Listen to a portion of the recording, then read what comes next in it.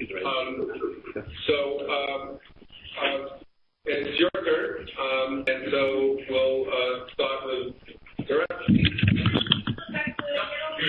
I'll do I'll walk around. Yeah, anything to say hello to Saretsky. And then it's your what you hold it. Not before. So I just wanted to push back on what you had said earlier about, like if we're trying to solve the problem of, how do I learn my bar mitzvah portion, we're solving an old problem that's not even the problem anymore.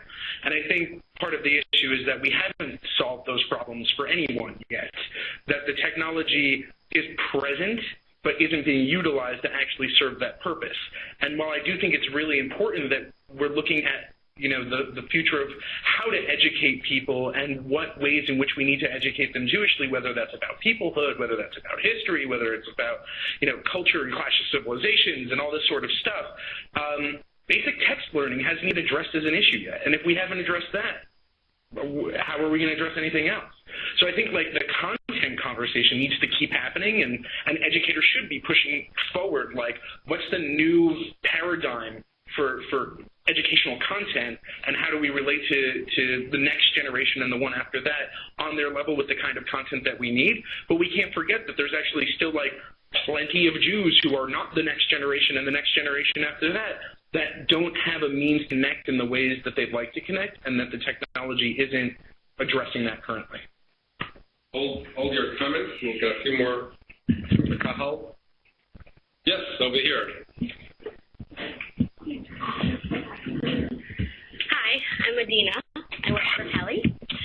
My question/comment is, in the software world, I don't really know where we are in terms of usability testing. So kind of speaking to what David said as far as marrying the educators and the software designers, I would add, and our users, are we at the stage where a lot of the rest of the world is, where we're sitting 7 5-year-olds in front of computers before we're releasing any software?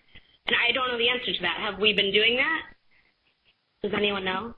It depends on the project. Yeah.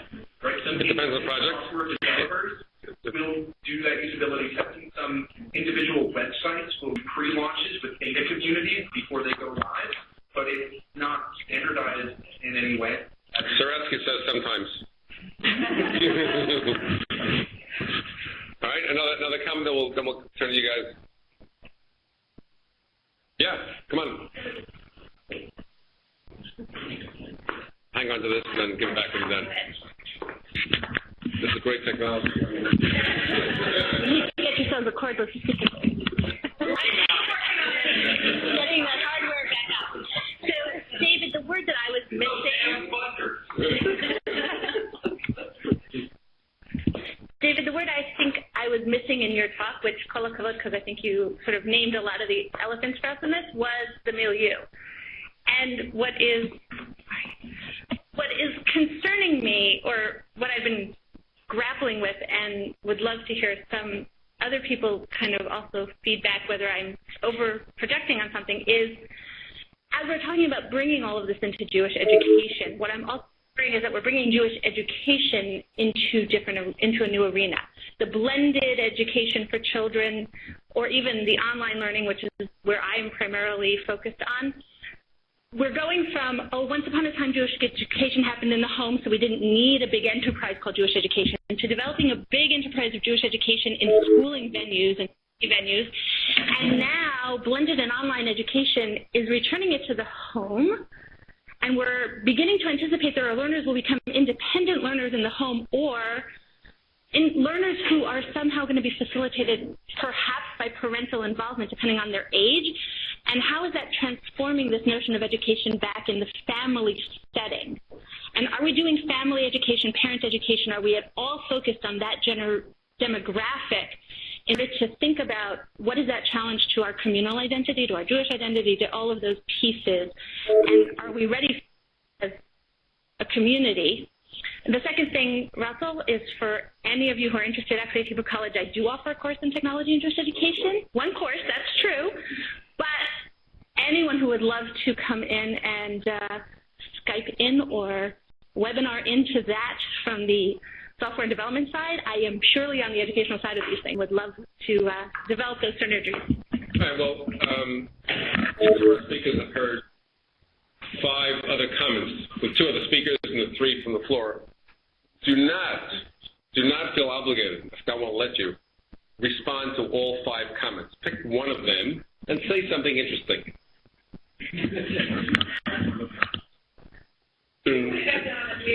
Well, I'm going to wait to see if I got something interesting. David, you're on. No, I mean, firstly, just so you know the setup, we'd agreed that we didn't want to respond directly to questions, just because. Okay. But just in general, my comment back to Karen is like, I'm not interested in technology. I don't care about technology at all. If we can't address the changing milieux of Jewish education, technology is currently to be one strategy which is useful right now, but there are plenty others. What the problem for me is that the whole conversation about innovation has been conflated with the discussion about technology, that the 2 are not synonymous, and that's where we really need to be diversifying our interest in what it means to be innovative in the world, and not just for innovation's sake, not just as a buzzword, because we honestly believe the system's broke. At the worst case, it's broke. The best case, it needs improvement, and we need to work out ways to make it better. In this forum today, technology is one strategy to do that. But I mean, I don't believe all milieux. The people who said that technology is not needed in the camp world, I think that's great. Come back here in 10 years' time and tell me the same thing. And maybe I'm wrong and maybe I'm right, but the fact that there are kids who want to be online during the summer and they're not going to go to a summer camp because they don't want to part from their cell phone, that's fine if you want to alienate that X percentage of kids from the Jewish summer camping movement. But it's not a zero-sum game. There's plenty of grey area. I guess I'll respond to the ripping off the zero-sum game. I think that in some ways we're very similar with the whole edgy versus techie thing. I think that part of the problem is that educators generally don't speak technological language, and technologists, techies, geeks don't speak educational language. And I think that's a huge problem. And I think that some of the ideas that I would throw out there were not for the sake of technology for technology's sake, but for the sake of, if you get a bunch of educators who are thinking about technological issues, they can actually, it was Meredith who said earlier that she doesn't think that we should be creating this content. We shouldn't be creating these tools. I actually think it's the complete opposite. I think but I don't think it's technologists who should be creating these tools. I think it's actually educators. And I think that just like, I guess the example is we expect our educators to know the best educational pedagogy and how to use the tools. It's not just simply education. It's all the other things that go on that. We expect them to know not only, Gardner's levels of intelligence, but also how to write properly. We expect subject area specialists.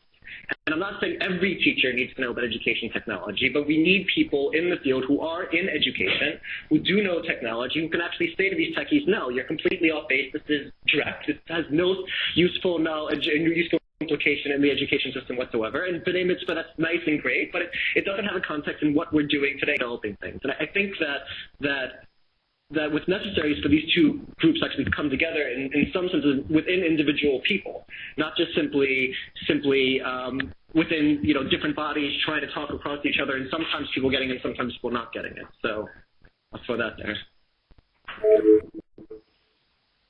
Yeah, I was actually just wondering, could I get a show of hands how many people in this room checked in at Jesnon Porter?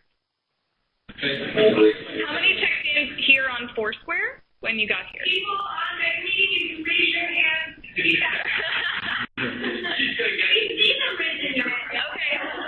I was just curious. Thanks for letting me know. So Foursquare is an application where it's based on sort of geo-targeting where you are, and if you go to find it on the list of locations that are close by and you check in. So you can say, here I am. And then whoever you're friends with on this application, for example, if it's a Tuesday night and I think, oh, I'd like to go out, but I don't really know what's happening, but I see 4 of my friends are all at the same place, I can go there.